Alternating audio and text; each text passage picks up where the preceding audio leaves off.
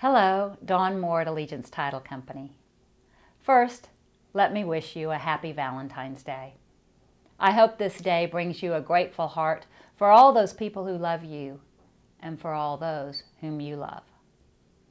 Today, I just want to give you a little reminder that the terms under the third-party financing addendum for credit approval should not be taken as a disclosure of buyer's financing, but rather should be looked at as a contingency under the contract.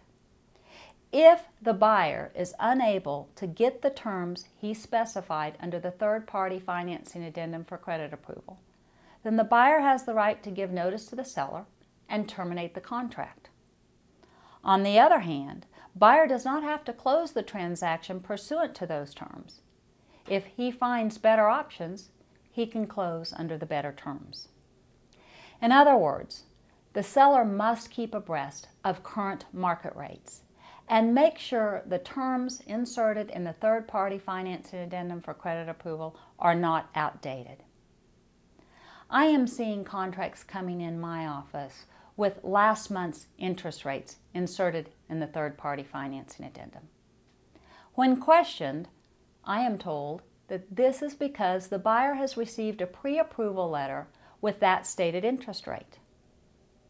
A pre-approval letter does not guarantee an interest rate, and in fact, a lender cannot lock in an interest rate until a property has been identified. If the interest rates have risen since the date of the pre-approval letter, then the third-party financing addendum for credit approval should reflect that.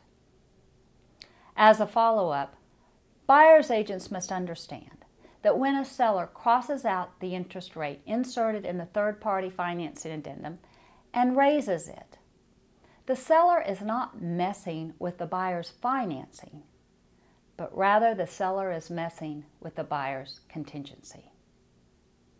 I hope this information is useful to you as you negotiate the contracts this spring. Allegiance Title is your resource for results. I look forward to seeing you at a closing in one of our offices soon. Thank you.